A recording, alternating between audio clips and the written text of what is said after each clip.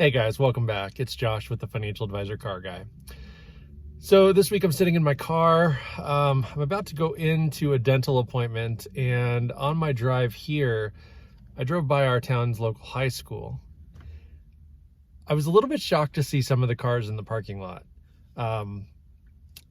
There's $60,000, $70,000, $80,000 cars sitting in the student parking lot.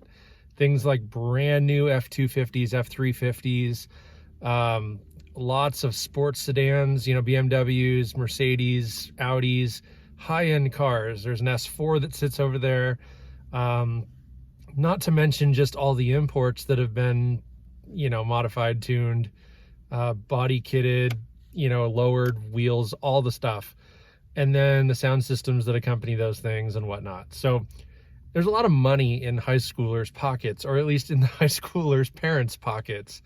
And so I wanted to spend a few minutes just to kind of talk to you a little bit about that. I just thought it was so strange because, a couple of years ago, driving by the high school, I'd have been more envious. I think that some of those kids drive nicer cars than I do. There's a couple really, okay, so I'm sitting in my Challenger right now. This is a base model SXT car. There's no bells and whistles. It's pretty no frill, very straightforward, simple car. Now there's not like any red eyes or demons in the parking lot over there, but I have seen a Hellcat over there. Lots of RTs, SRTs, again, the V8 Hemis, just big built beefy cars. And, it's just fascinating to me because I don't know if these kids are paying for these cars themselves. I don't know if these cars are even their cars or if they're the parents' cars that are just being able to drive. But, I think back to when I was in high school, I had a 1983 Chevy S10 Blazer. It was a great rig. I loved it, but it certainly wasn't a new vehicle. I mean, it was 15 years old when I got it, 14, 15 years old when I got it. And, had a bunch of miles, and it was a great first car. But now driving through the school parking lot or driving down the street right by the school parking lot, these kids have $60,000 F-150s that have every bell and whistle, touchscreen navigation, the whole nine, Cell phones weren't even a thing when I was in high school. So, I mean, they were, but not everybody had one. And, it was like old school for sure. But fast forward to today, and technology's come a long ways. And, these cars do everything for these kids. And it just makes me wonder if half of them know how to turn a wrench, or if they, I don't know. And I'm certainly not here to judge. Please don't take this the wrong way. I just find it fascinating that there are that many people who allow their kids, I'm assuming it's the parents' cars, to drive these expensive cars. I mean, this Challenger, I'm into at about $10,000. It is literally the top of what I would spend on my kid's first car. And even then, I'm driving it. And so I'm going to get a ton of use out of this car before it ever becomes my daughter's.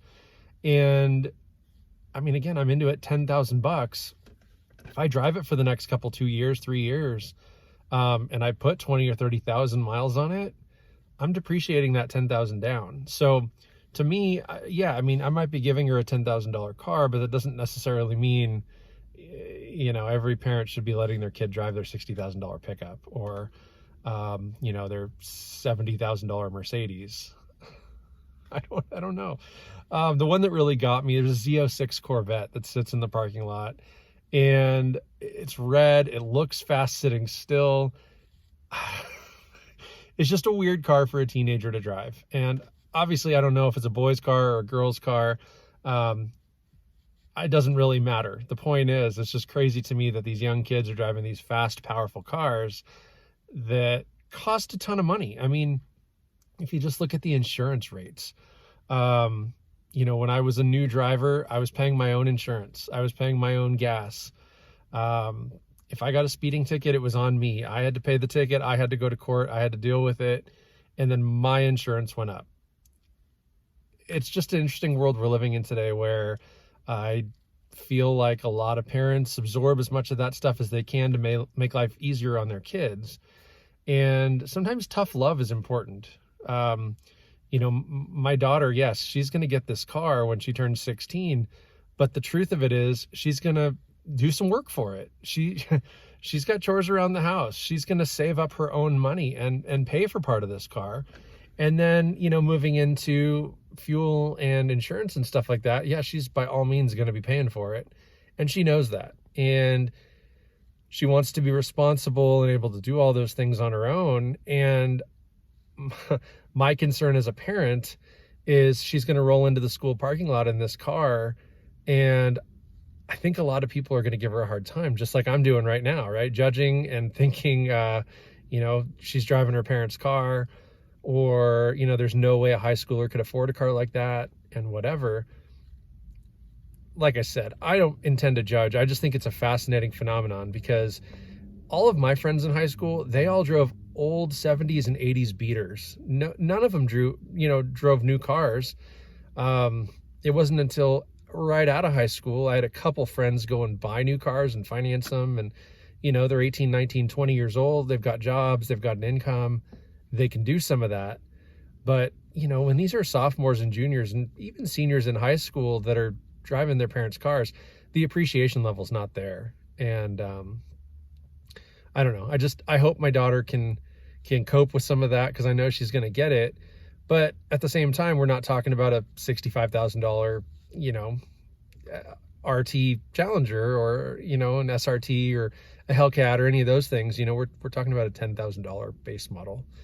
Yeah, it looks great. It does. I mean, we've made this thing look a lot better than a base model Challenger, but to the random passerby, they probably think this is a $25,000 or $30,000 car as it sits.